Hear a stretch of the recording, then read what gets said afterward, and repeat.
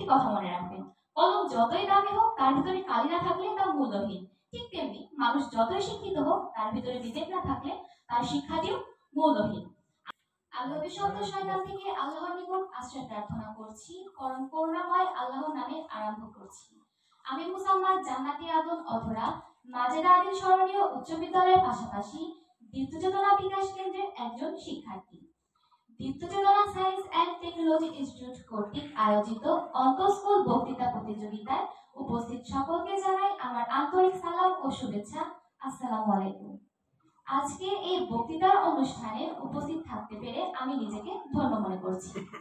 আজকে আমার বক্তব্যের বিষয়বস্তু হচ্ছে নৈতিক ও পেশাগত জ্ঞান অর্জন এবং তার দক্ষ প্রয়োগ ব্যতীত জীবনে সাফল্য অর্জন করা সম্ভব নয়। বিষয়টির সাথে আমি একমত, কেননা বর্তমানে সবার মধ্যে নৈতিক শিক্ষার খুবই অভাব। সবাই শুধু চিন্তা করে কিভাবে সার্টিফিকেট আর ডিগ্রি অর্জন করা যায়। এই সকল বিষয়গুলো চিন্তা করতে করতে সকলের মধ্য থেকে নৈতিকতাটা প্রায় হারিয়ে যাচ্ছে। কিছু কিছু মানুষের মধ্যে তো নৈতিকতা নেই বললে চলে। আসলে নৈতিক শিক্ষাটা কি? যে শিক্ষার মাধ্যমে শিশুর নৈতিকতার বিকাশ ঘটে এবং জীবন চলার সকল ক্ষেত্রে নৈতিকতার প্রকাশ দেয়, তাই হচ্ছে নৈতিক শিক্ষা। নৈতিকতা শেখার যথার্থ সময় হচ্ছে শিশুকাল। সঠিক সময়ে যদি সঠিক কাজটি না করা হয়, তবে অসময়ে অতি পরিশ্রম করেও কাঙ্ক্ষিত ফল লাভ করা সম্ভব নয়। নৈতিক শিক্ষাটাও ঠিক সেরকম। সঠিক সময়ে শেখার বয়সে আমরা যদি আমাদের মধ্যে নৈতিক শিক্ষাটা ধারণ করতে না পারি, তাহলে আমরা কখনোই নৈতিক সম্পন্ন মানুষ হতে পারবো না। আজকে আমরা বক্তব্যের বিষয়বস্তুটি যদি একটু খেয়াল করি, তাহলে আমরা বুঝতে পারবো এখানে মূলত দুটি বিষয়ের কথা তুলে ধরা হয়েছে। প্রথম যেটি নৈতিক শিক্ষা বা নৈতিক জ্ঞানের কথা বলা হয়েছে, যে বিষয়ে আমি একটু আলোচনা করেছি। আমাদের আসলে কি লাভ হবে প্রাতিষ্ঠানিক শিক্ষায় এত শিক্ষিত হয়ে, যদি নাই জানি কোথায় কার সাথে কেমন আচরণ করতে হবে? আমাদের সবার আগে প্রয়োজন নৈতিকতার জ্ঞান। নৈতিকতার জ্ঞান থাকলে তবে আমরা একজন ভালো মানুষ হতে পারবো। উদাহরণস্বরূপ বলা যায়, একজন শিক্ষিত ব্যক্তি যে অনেক পড়াশোনা করেছে, অথচ তার মধ্যে কোনো নৈতিকতার জ্ঞান নেই। কোথায় কার সাথে কিরূপ আচরণ করতে হবে তা কিন্তু সে জানে। তাকে ওই শিক্ষা অবশ্যই প্রতিষ্ঠানে দেওয়া হয়েছে, কিন্তু তারপরেও সে কখনোই সেগুলো মেনে চলে না।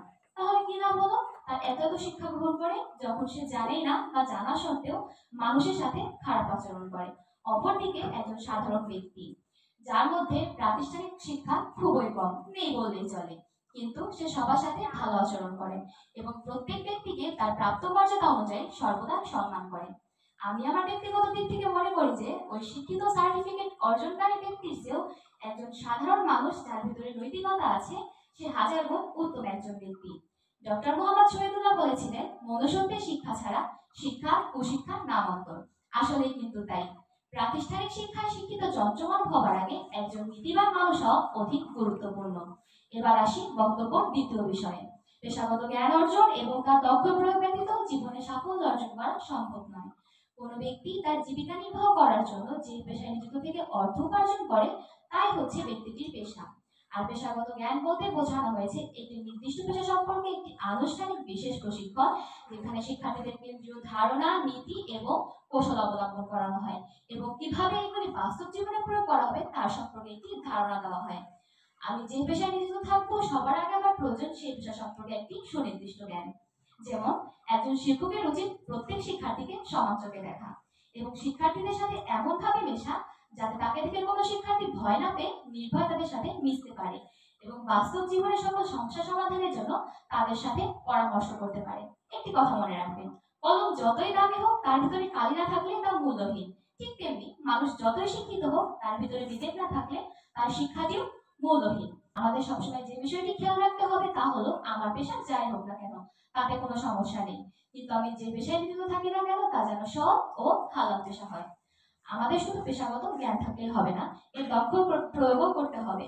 একটি কথা আছে, জীবনের প্রয়োগের মধ্য দিয়ে শিক্ষা লাভের সার্থকতা।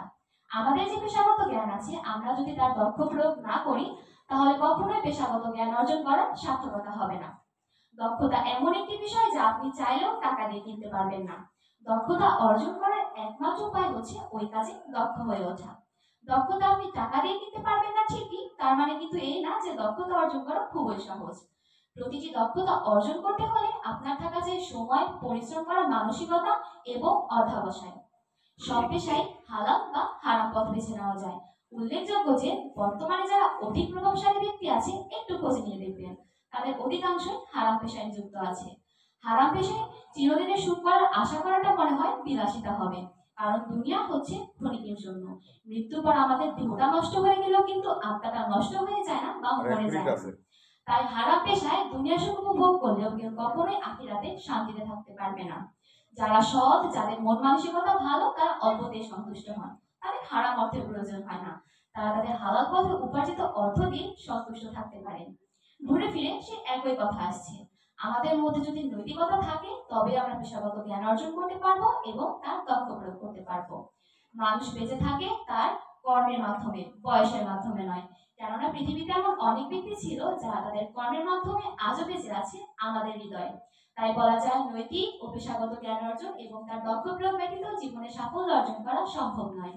পরিশেষে আমি একটি কথা বলে আমার সংক্ষিপ্ত বক্তব্য শেষ করতে চাচ্ছি, মেধাবী সেই নয় যে প্রকৃত মেধাবী, মেধাবী তো সেই যে নিজের চেষ্টা দিয়ে সফলতার শেষ হাসিটা হাসতে পারে। ধন্যবাদ সকলকে।